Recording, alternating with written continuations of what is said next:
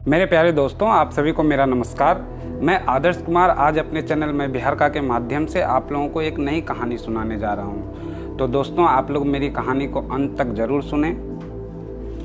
दोस्तों, बात मेरे स्कूल टाइम की है, जब एक बार मैं अपने स्कूल हॉस्टल से घर जाने के लिए छुट्टी लेता हूं।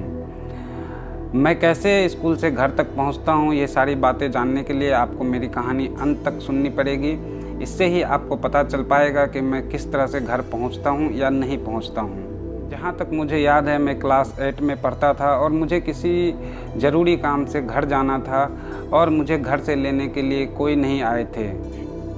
और हमारे स्कूल से बच्चों को उनके पेरेंट्स के साथ ही घर जाने दिया जाता था।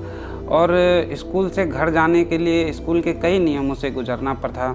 जैसे सबसे पहले हाउस टीचर का साइन लेना होता था, फिर प्रिंसिपल सर का साइन लेना होता था और फिर बाद में हाउस कैप्टन को वो एप्लीकेशन देकर उनका भी अप्रूवल लेना होता था और उसके बाद ही हम लोग घर जा सकते थे। और दूसरा ऑप्शन है कि आप कंपाउंडर सर से अप्रूवल लें कि आप बीमार हैं। अगर कंपाउंडर सर आपको अप्रूवल दे देते हैं तो समझो छुट्टी मिलनी ही मिलनी है। उस टाइम पे जो मेरे हाउस टीचर थे वो किसी निजी काम की वजह से लीव पर थे, इसलिए किसी दूसरे टीचर को मेरे पूरे हाउस का इंचार्ज दिया गया था। मैं वो एप्लीकेशन लेकर अपने प्रेजेंट हाउस टीचर के पास जाता हूँ। सभी टीचरों का क्वार्टर स्कूल कैंपस के अंदर ही था। मैं वो एप्लीकेशन लेकर अपने प्रेजेंट हाउस टीचर के पास जाता हूँ। क्योंकि प्रेजेंट हाउस टीचर इंचार्ज में थे, इसलिए वो भी बिना कुछ ज़्यादा पूछे अप्रूवल दे देते हैं। हाउस टीचर से अप्रूवल के बाद ऐसा लग रहा था जैसे मैं अब आसानी से घर जा सकता हूं, लेकिन अभी भी प्रिंसिपल सर का अप्रूवल लेना बाकी था। दोनों टीचरों से अप्रूवल लेने के बाद मैं प्रिंसिपल सर के क्वार्टर की ओर जाता हूं। तकरीबन शाम के 4-5 बज रहे थे।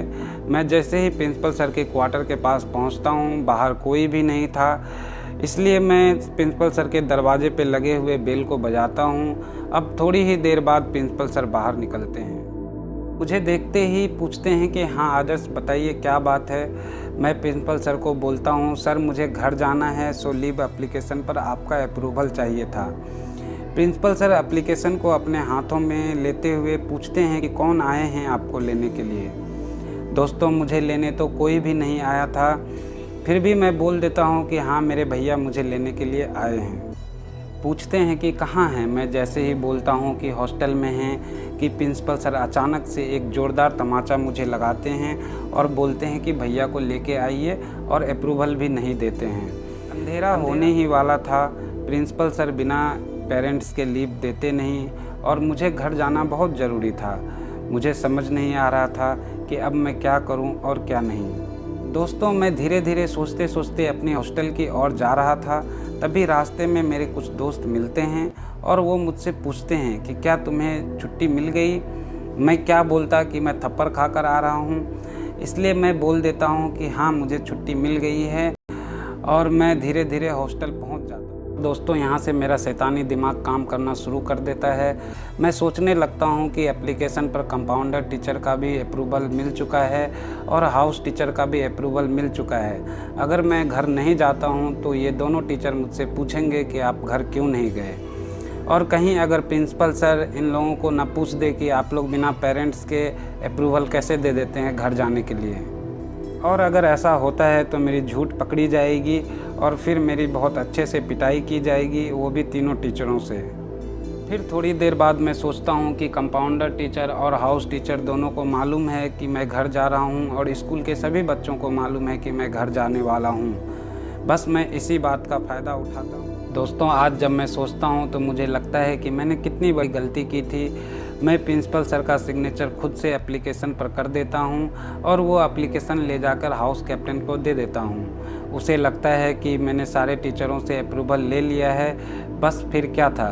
फाइनली मैं घर जा पाता हूँ और आगे कभी किसी को ये बात नहीं मालूम चलता है।